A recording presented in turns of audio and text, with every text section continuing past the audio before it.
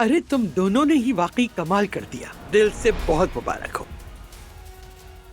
कहीं ये औरत मेरा मजाक तो नहीं उड़ा रही?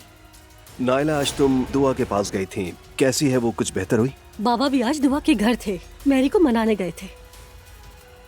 बहुत मुबारक हो बाबा जान, यहाँ तो बहुत कुछ हो रहा है। कहीं अजलान ने फिर से कुछ किया तो नहीं? अजलान ने नहीं, आसूदा साहिबा ने किया है। जरा अपनी बेटी को समझाएं, इसे होश में लेकर आए जरा। ये लड़की एक ज़हनी मरीजा है।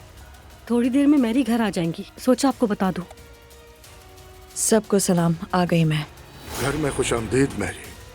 उरूज ने अपना बच्चा खो दिया है, इस बारे में तो आप लोग जानते ही होंगे, लेकिन अब असलियत सामने लाने का वक्त है। बताओ बच्चा कब जाया हुआ था?